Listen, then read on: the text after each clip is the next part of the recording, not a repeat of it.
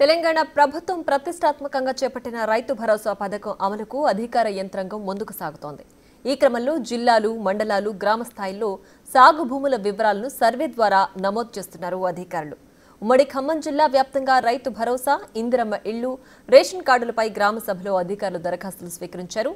స్కీముల్లో స్కామ్స్ జరగకుండా చూడాలని స్థానిక ప్రజలకు కోరుతున్నారు. దీనికి సంబంధించి పూర్తి వివరాలు మా ప్రతినిధి భాస్కర్ అందిస్తారు. రాష్ట్ర వ్యాప్తంగా కూడా రేవంత్ సర్కారు గ్రామ సభలు నిర్వహిస్తూ ప్రజలకు అందించినటువంటి ఇందిరమ్మ ఇండ్లు కావచ్చు, ఇందిరమ్మ ఆత్మీయ భరోసా, మరోవైపు రేషన్ కార్డులకు సంబంధించి, మరోవైపున ఈ రైతు భరోసా సంబంధించిన ప్రతి దానికి కూడా దరఖాస్తు సేకరిస్తున్న నేపథ్యం అయితే ఉంది. దీనిలో భాగంగానే ఖమ్మం జిల్లా రూరల్ మండలంలో ఉన్నటువంటి ఈ మద్దులపల్లి గ్రామంలో గ్రామ సభ ఏర్పాటు చేశారు అధికారులు. దీనికి కూడా చాలా వరకు కూడా ప్రజలు పూర్తి స్థాయి వినియోగించుకునేందుకు గ్రామ సభకు వచ్చేసి దరఖాస్తులు ఇస్తున్న నేపథ్యం అయితే ఉంది. దీనికి సంబంధించి ఇప్పటికీ ఇందిరమ్మ ఇండ్లకు సంబంధించి కొంతమంది, మరికొంతమంది రేషన్ కార్డులు, మరో రైతు భరోసా, ఇందిరమ్మ ఆత్మీయ భరోసా పేరుతోటి చాలా వరకు కూడా పేదలంతా కూడా అర్హులైన వారంతా కూడా అధికారులు, నోడల్ అధికారులు కావచ్చు, స్పెషల్ ఆఫీసర్కి వచ్చేసి ఒక దరఖాస్తు ఇస్తున్న నేపథ్యం అయితే ఉంది. దీనికి సంబంధించి అసలు ఎలా జరుగుతుంది, ఏం జరుగుతుంది అనే దానికి సంబంధించి ముందు అసలు ఈ యొక్క బాధితులు అడిగి చూద్దాం. ఒకసారి గ్రామస్తులు ఉంటాం, మనతో పాటు మాట్లాడి చూద్దాం అసలు ఎలా ఉంది. ఇప్పుడు గ్రామ సభ పెడుతున్నారు కదా, దీనికి సంబంధించి మీరు ఎలాంటి దరఖాస్తులు ఇస్తున్నారు? ఈ గ్రామ సభ సరే ఏదైతే అరువుల్ని, లబ్ధిదారుల్ని ఎంపిక చేయడానికి గ్రామ సభ పెట్టడం సంతోషకరమైన విషయం. కానీ ఒక విషయం ఏంటంటే, ఈ జనవరి 26 నుంచి ఈ పథకం ప్రారంభం చేయాలి కాబట్టి కొద్దిగా ఈ గ్రామ సభలో అడావుడికి జరుగుతున్నాయేమో కొద్దిగా అనేది నేను పర్సనల్గా అభిప్రాయపడుతున్నాను.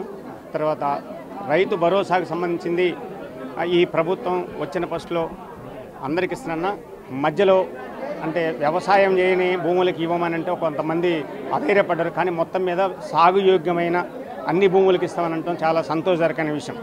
ఎందుకంటే సరే ఈ సంవత్సరం కొంతమంది పంట వేసిన అయిపోయినా భవిష్యత్తులో అయినా సరే సాగుకు అనుకూలమైన భూమికి ఇస్తున్నారు, ఓకే. కాకపోతే 15,000 ఇస్తున్నారనే ఒక ఉన్నది అందరికీ ఆశలు.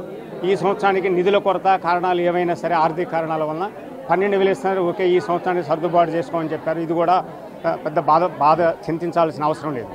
తర్వాత ఇంకోటి, ఇప్పుడు ఇందులో పెట్టిన దాంట్లో ఇందిరమ్మ ఆత్మీయ భరోసా, ఇది చాలా ముఖ్యమైన మంచిదండి. ఎందుకంటే రైతులకి రైతు భరోసా పేరు మీద, అంటే రైతులు అంటే కొద్ది గొప్ప భూములు ఉన్న వాళ్ళకి, అంటే ఒక స్థితిగతులు కలిగి ఉన్న సామాజిక వర్గానికి ఇది అందుతుంది. కానీ అసలు పేదవాళ్ళకి ఈ ప్రభుత్వం నుంచి, గత ప్రభుత్వం నుంచి ఈ పేరు మీద అందలేదు. ఎందుకంటే ఇప్పుడు డబల్ బెడ్రూమ్లు అందరికీ లేకపోయారు, కానీ ఇప్పుడు ఈ పేరు మీద పేదలకు అందుతుంది. అంటే పూర్తిగా భూమి లేని వాళ్ళు సంవత్సరానికి 12,000 ఇది చాలా మంచి స్కీమ్. కాకపోతే ఇక్కడ ఒక చిన్న నిబంధన పెట్టారు, 20 రోజులు ఈజీఎస్ పని చేస్తేనే అంటున్నారు. ఇది ముందు ప్రభుత్వం ఆలోచించి దీన్ని కొద్దిగా సడలింపు చేసుకోవాలనేది నేను మా పార్టీ సిపిఐగా నేను అభిప్రాయపడుతున్నాను. మరోవైపున ఈ గ్రామ సభ జరుగుతుంది మద్దులపల్లి గ్రామంలో. దీనికి సంబంధించి అర్హులైన పేద ప్రజలకు గుర్తించే విధంగా ప్రక్రియ కొనసాగుతుంది. ఎలా అనిపిస్తుంది ఇదంతా? ఇప్పుడు చదివిన లిస్టుల ప్రకారం చూస్తే అర్హులకు ఇచ్చినట్టు అవపడట్లేదు. మాకు ఈ సర్వే కరెక్ట్గా జరిగినట్టు అనిపించలేదు. దీన్ని మళ్ళీ రీసర్వే చేసి కరెక్ట్గా నిజమైన లబ్ధిదారులని గుర్తించాలని మా బీఆర్ఎస్ పార్టీ తరఫున మేము కోరుకుంటున్నాం. అట్లనే ఆనాడు ఎన్నికల హామీల మేరకు ఆ రోజు చెప్పారు, నిరుపేదలందరికీ ఆత్మీయ భరోసా ఇస్తామని చెప్పని ఆ రోజు చెప్పారు.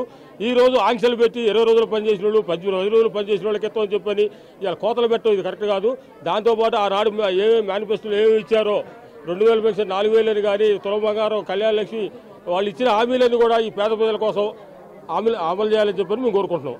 మేడం, ఇప్పుడు జనరల్గా దరఖాస్తులకు సంబంధించి ఎలాంటి దరఖాస్తులు ఎక్కువ లబ్ధిదారులు మీ దగ్గర నుంచి మీరు స్వీకరించారు? ముఖ్యంగా రేషన్ కార్డ్స్ ఒకటి అడుగుతున్నారండి. తర్వాత అలాగే ఇందిరమ్మ ఆత్మీయ భరోసా అడుగుతున్నారు.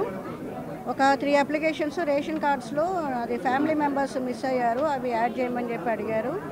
ఎక్కువగా అయితే రేషన్ కార్డ్స్, ఇందిరమ్మ హౌసెస్ గురించి వచ్చాయండి. ఎన్ని రోజుల వరకు ఇట్లా గ్రామ సభ పెట్టి ఇట్లా దరఖాస్తు స్వీకరణ చేస్తారు? మాకు వచ్చిన ఇన్స్ట్రక్షన్స్ అయితే 26th వరకు తీసుకోమని చెప్పారండి. ఇక్కడ గ్రామ పంచాయతీ ఆఫీస్లో తీసుకుంటారు. తర్వాత మండల పరిషత్ ఎంపీడీఓ ఆఫీస్లో, ఎంఆర్ఓ ఆఫీస్లో కూడా అప్లికేషన్లు దరఖాస్తు చేసుకోవచ్చు అండి. ఇందిరమ్మ కమిటీకి సంబంధించి వ్యక్తులు కూడా ఉన్నారు. అంటే ఇది సంబంధించి మనం మాట్లాడుతుందాం. జనరల్గా ఈ గ్రామం సంబంధించి ఎంతమంది ఇల్లు లేని వాళ్ళని గుర్తించే విధంగా వాళ్ళు కమిటీ నిర్ణయం తీసుకుంటున్న సంబంధించి మాట్లాడుతుందాం. జనరల్గా ఇందిరమ్మ ఇల్లు కమిటీకి మీరున్నారు. దీనికి సంబంధించి ఎంతమంది ఇందిరమ్మ ఇళ్లకు సంబంధించి లబ్ధిదారులు ఎంపిక చేసే ప్రక్రియ కొనసాగుతుంది?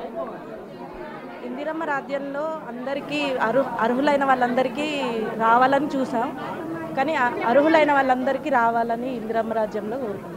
దరఖాస్తు సంబంధించినటువంటి డేటాను కూడా మరోవైపు రైతు ఇంద్రం ఇల్లు కావచ్చు, ఇంద్రం ఆత్మీయ భరోసా కావచ్చు, రేషన్ కార్డులు కావచ్చు, రైతు భరోసా సంబంధించి ఇవన్నీ కూడా పూర్తిగా 26 తారీఖునే రాష్ట్ర ప్రభుత్వ వ్యాప్తంగా రాష్ట్ర వ్యాప్తంగా కూడా ప్రభుత్వం ఇక పంపిణీ చేయనున్న నేపథ్యంలోనూ ఈ పథకాలని శ్రీకారం చుట్టే విధంగా ముందు చర్యలు తీసుకుంటున్న నేపథ్యం అయితే ఇక్కడ ఉంది. ఇది ఇక్కడ తాజా పరిస్థితి. మరి సంపత్తో భాస్కర్, బిగ్ టీవీ, మద్దులపల్లి.